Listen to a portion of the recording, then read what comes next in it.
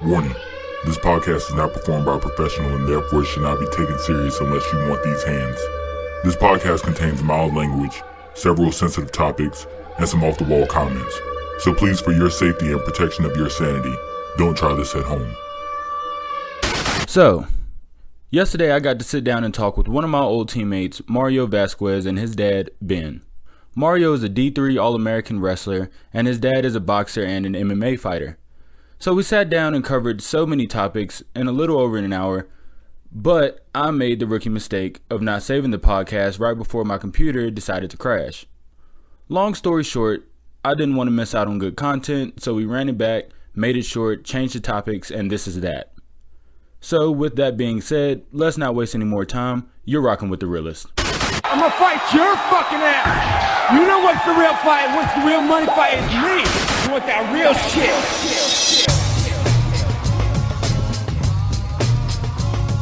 Alright, we're live again. I gotta say something about that when I post this. Yeah. About like, there was definitely an interview before this. That was more the reason why I was pissed off, is because we talked about so much in that 1 hour. Yeah. But I mean, what can you do? All you gotta do whatever, is move forward. Technology sucks. Technology fucking sucks. I'll say that much. But we were talking about earlier being in fights and getting head kicked and, you know, just shit like that, spontaneous stuff that you really can't control. One of the things that I've always been not intrigued by, I guess, but even just the slightest bit fascinated with was how people react to getting knocked out. You know, like I've always heard that there are either two reactions to getting knocked out. You either wake up and you're pissed off, like you're full of rage because you realize what just happened, or you wake up and it's just like you don't remember what the hell happened. You know, have you ever been knocked out? I've been knocked out once. Have you ever been knocked out? Dad? No, I haven't. Yeah. I've been knocked down. Yeah. They hit me so hard that my brain vibrates. You know what I mean? And, Oh shit. And you lose focus. Yeah. Where I was lucky that when that guy hit me, it was I was so dazed that if he would have hit me again, I probably would have got knocked out. But Right. the bell ring, it Oh, saved wow. me. Yeah. So that was like what the first round. I think it was the first round, and then I went to my corner, and they shook me up, slapped me around, put some ice. Does it actually work? Like, did it start coming back to you, or were you still just like? Yeah, it takes you a little bit because even after that, they hydrate you and everything. Right. They cool you down. But obviously, you're not in your right mind. No, you know? no, it takes you a little bit. So you go out there in the second, or you answer the bell, and you start jabbing just to give you time to recover. Yeah. Which is so weird. So like, okay, the only reason why I really asked both of y'all that is, take this fucking mask off. So even when I went down to Martinsville, there's a gym and MMA gym. So just going in there being the wrestler, I knew that on nights that they would wrestle, I was going to be the most dominant one. Well, I went on a night that they were sparring, and I don't have any type of sparring background or any type of fighting background. I'm just, you know, if I've ever been in a street fight, I've been in a street fight, handled my own. So it was my turn to go into, you know, like they were sparring, but they were doing everybody in the gym, like a whole 12 rounds with, you know, just whoever the 12 people would, you know, step up to. Yeah. Because, I mean, they made everybody just line up around the mat, and whoever, you know, when the round was over with, jumped in, you know, that's who you had to go against. So it may have been third round, like we're doing actual round. Like what's the time in boxing? Boxing, it's like 3 minutes. Right. Okay. Yeah. So we were doing actual time. So I felt good. You know, the first couple guys. You know, I kept my hands up and you know I was moving and shit. And then it got to the coach. Well, the coach is about my size. Okay. And I wasn't necessarily afraid. Yeah. I knew that he would, you know, obviously he had some hands on him. Yeah. But I didn't think that I would get pieced up this bad. Yeah. And when I tell you, it was just like my whole brain just turned off. Hands down. I mean, I looked terrible. And I was like, he stopped, you know, once I, or once he could see that I was. Hard? Well, no, I didn't. Oh, really? It was just like. See, it's usually like whenever somebody knows a lot, and then the other person Doesn't doesn't know know, it. Yeah. you kind of take it easy. You kind of like, Well, you work I mean, with he them, was but taking it easy. It was just more so many jabs. It was like, oh shit, like this is very overwhelming. Yeah. So I mean, it wasn't like he was just throwing straight haymakers at me, you know. Right. But I mean, he was just piecing me up. And even if you watch a lot of fights in the UFC, a lot of guys will just throw, you know, little bullshit jabs, you know, just to like get a couple of taps on it. Yeah. But is that more of just like a mindset thing, or is that It's a strategy. It's just a more strategy so to strategy sit? because you got to think about it like this: like the more punches I'm throwing, I'm keeping you at bay, and then once Right. you try to close distance, I'm throwing that straight right down the middle, and that's gonna clock you. So you've never been knocked out. What does it feel Well, like to I knock have. someone out? I have been. Oh, you have been. Yeah, one time in training, I think it was like my 8th round of sparring. I was Oh, shit. I was really overdoing it. Yeah. I think personally, and my friend, like, he was fresh out the gate, and he didn't necessarily take advantage of it, but I also didn't do a great job of taking care of myself. Like, he Right. was just sparring. You know what I mean? he wasn't knocked out. He got knocked down. Yeah, and couldn't. And yeah, he was defend out of himself. it, but not like other people get knocked out where you're Right. out. Yeah. So know what I I mean, what in Well, I got MMA? melted. That would be what, a TKO. I guess Considered so. if you yeah, were- technically, if yeah. I didn't get up. I always thought that was so. Is it a TKO if they're still able to move or Well, a TKO is when the referee, like, You're unable to Waves it off. continue. yeah. okay, not just like Even oh, you're if he standing. gets knocked down from a punch, it- but he still like can swing his hands. The referee just knows he's not out or he's not in it. You know. Yeah, you're unable Yeah. to continue because you're a little too hurt. Even though you have like function and stuff, Right. He's like taking care of your health. You know what I It's- mean? He don't it's want you to the get more ref's hurt. Be like, oh, that's it. Yeah. Well, it's very dangerous when, and this has been happening a lot lately in the UFC. They've been stopping fights late. Yeah. And I mean, I feel like this. If a guy goes down Mhm. and you're not trying to initialize any wrestling and you see that he's clearly out of it, Yeah. why would you as a person keep... Now, I know that there are a lot of fighters who take fighting personally, so they're going to go until Yeah. somebody stops it. But, Well, can I say something? Sometimes in my second MMA fight,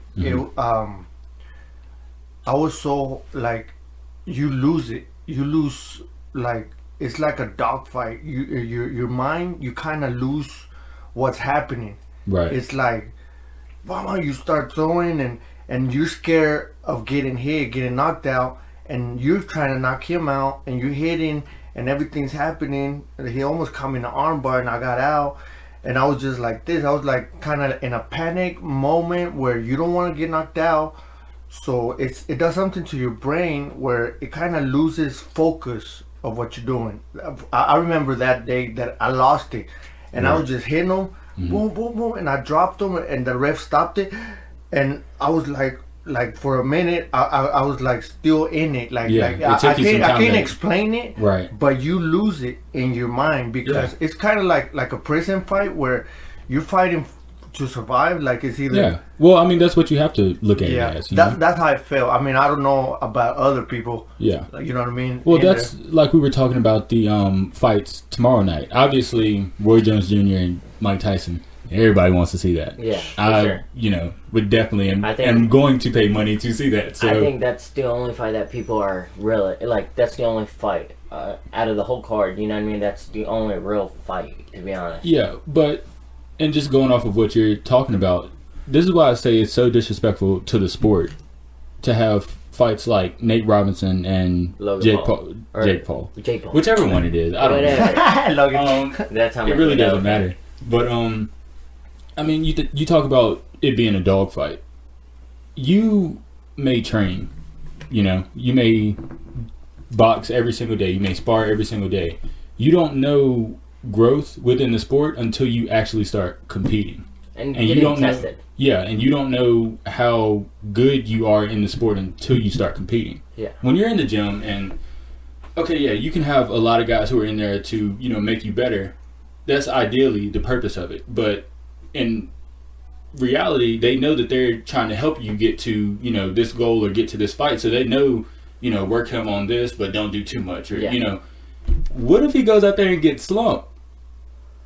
Then it's a reality. I don't check. think 3-time slam dunk contest winner equals up to a boxer. Yeah, getting the uppercut. You know, Yeah. I really don't think that's the same thing. Yeah. Not even that, but And especially his first fight too. But then again, like we look at the other guy, and he hasn't really had any real professional fights. So basically, he's had more fights than Nate Robinson. yeah, exactly. You know what I mean? So it's like he has a little bit of experience, but then like they're still gonna brawl because they don't really know much. You know what I mean? Like whatever that guy's name, Logan Paul, Jake Paul, whatever the hell it is.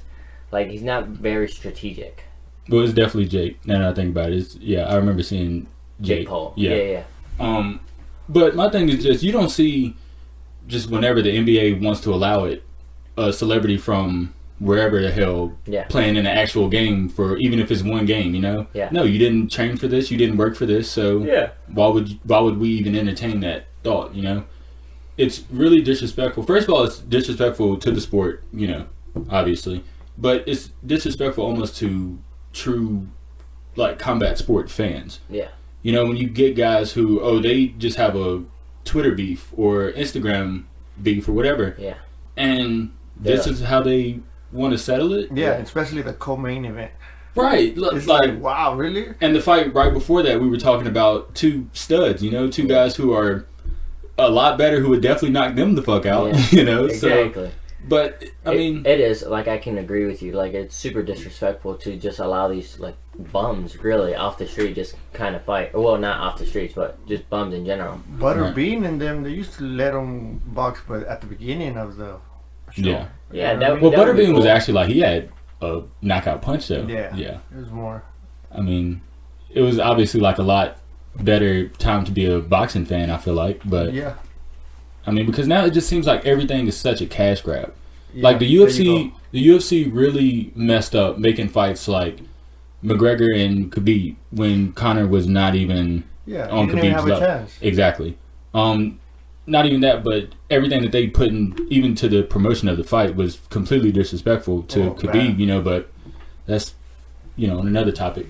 Fights like that, fights like when you see Kobe Covington, and he beats he beat Tyron Woodley, but lost to Kamaru Usman. Yeah, that's right. But once he beat Woodley, who hasn't been in the title picture for some years now, at least. Yeah, for like 2 years now. Well, I'm pretty sure Kamaru Usman was the one who beat. Actually, Kamaru Usman was the one who beat him. He knocked him off. Yeah, he took his belt. Yeah. But did you see where Kobe Covington was doing all this Trump shit and? He went on the Candace Owens show, which she's a heavy Republican, and they just sat on there and talked shit for however long. That's where the sport also is being disrespected. Keep politics completely out of it, because you're getting fame and fortune. Yeah, okay, Kobe Covington is a top level fighter, but this isn't what you have to do. You don't have to mix things. Yeah, like Conor McGregor, I feel like this. If it wasn't for the fact that he was Irish and sounds funny on the microphone, he would not be where he is now. No. Okay, he probably would have the wins, because obviously you actually have to go out there and fight, but he would not have the star power. He sold himself. Right. And even with him in the Mayweather fight, very disrespectful to the sport. Or to the sport of boxing. Yeah, how are you going to let a guy from MMA, I'm not being disrespectful. Not even ranked. Yeah, not even ranked. Doesn't have one real professional boxing fight. Just go in there and fight one of the greatest in the world. You got to think of it like this. He can sit on a microphone and talk shit for an hour while you go in the gym and work your ass off for an hour for, in this sport, in boxing.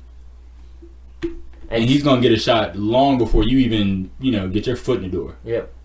That's disrespectful. Yeah, like you said, it's cash grab. Right. They just grabbing money. It's but like all kinds of YouTubers, they're going to be tuning in.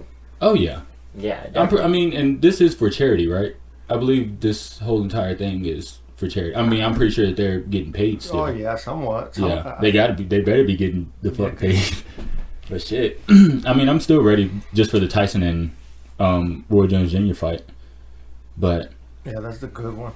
But I mean, even in just like the build up to fights now, did you notice that Mike Tyson and Roy Jones Jr., not necessarily that they're so old school to where they don't necessarily have to talk, and because Mike Tyson said a lot of crazy shit in his interviews and press conferences, like in his podcast, he's I watch that sometimes, and some of the people that he be talking to, I'll be thinking like I would be freaked out just how he talks, and sometimes it's like long pauses and he's just like staring at the person. I would be freaked the fuck out.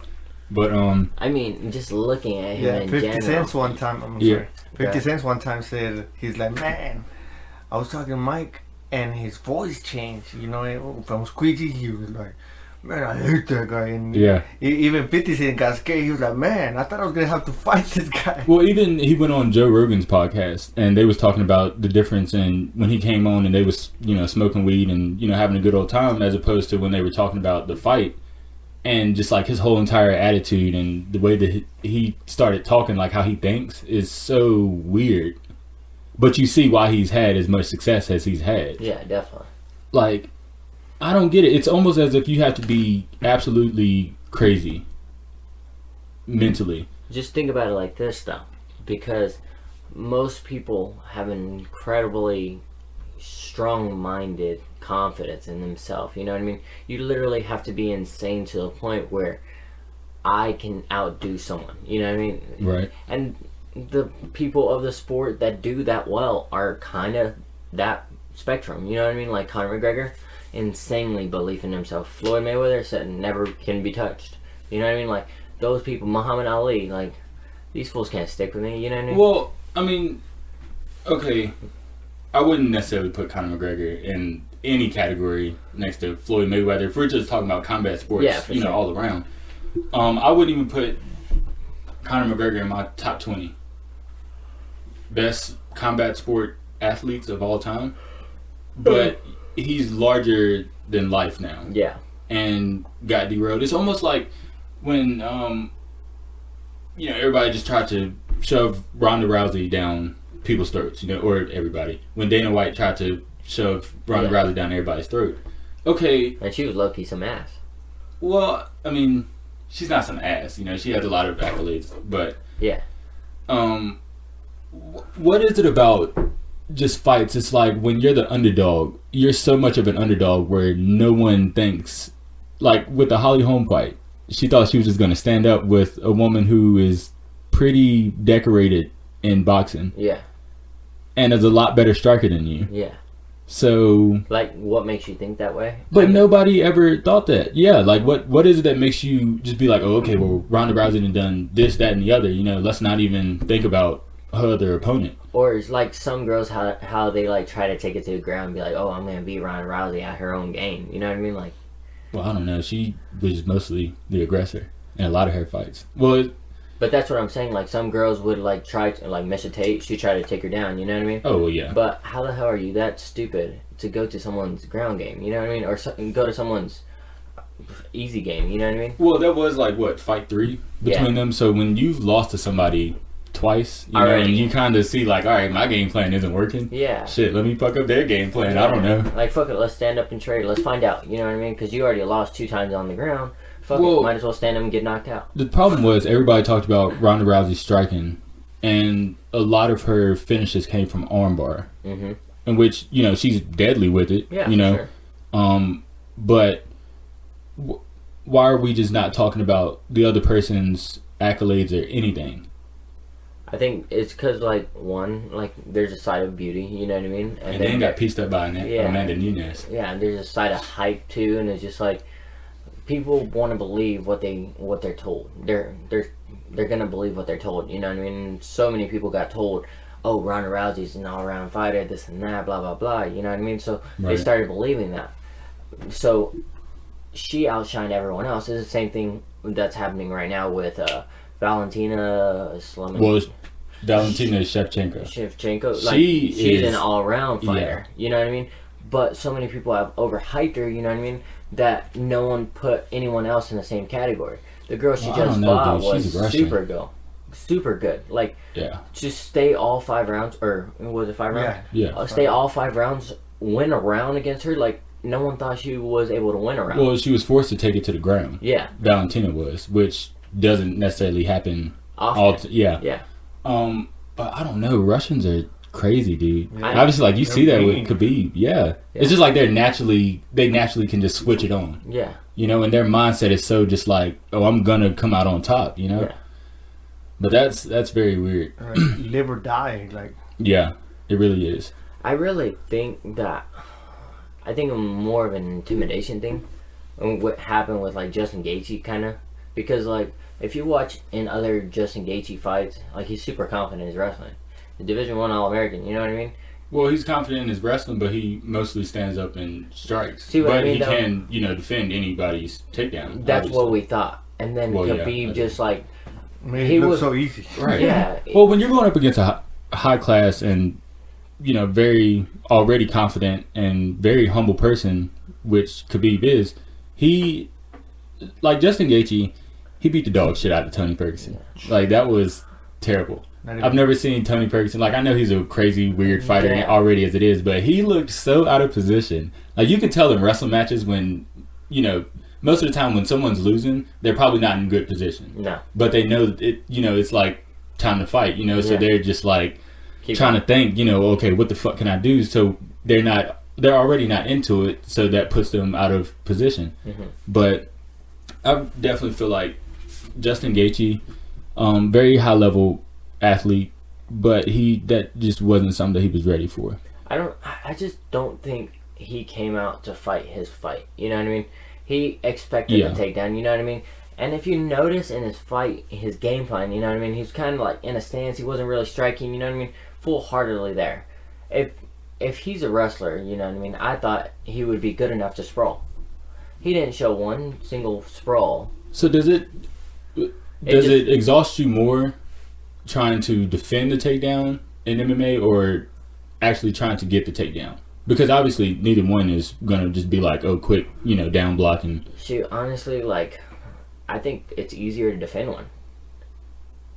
Yeah, it is. That's me personally, because like when you're diving in, you're trying to pick them up or take them down. You know what I mean? You're exerting a lot of force. It But just if you're seems like defending, you try so hard though, trying to you could either get taken down or just backed into the cage, and he's just pressing you there. Yeah. It just seems like, and maybe this is just from all the fights that I've seen with guys who typically, if they're pressing you up against the cage and they won, then they're good at that position. Mm-hmm. They're good in that position.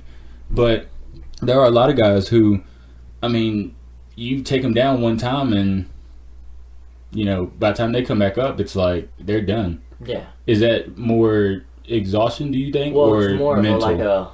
it's like you tire yourself out a little bit because you're trying to get Okay. out. You know what I mean? Yeah, It's but defending- definitely more tiring trying to take him down as opposed to getting out. So like I can see where I don't see how Khabib was like able to take him down so easily personally, because Justin Gaethje just kind of gave up takedowns at that point. It just Well, anybody that Justin Gaethje has fought, have you seen them take down a bear? Have you seen them but wrestle a bear? I mean, Yeah. I guess Justin Gaethje's wrestling wasn't as good as I anticipated. You know what I mean? And like, because I Right. anticipated him to be better, but in other fights he's gotten taken down too by other guys. Right. So I mean, in the cage, you could really take down anyone, I guess you could say. But Khabib's really good at implementing his game plan right away. Well, it's also that it's not just straight wrestling where you're just stuck in this wrestling stance. Yeah. He could fake to a shot. Yeah. Just anything. So maybe that could play a part in it.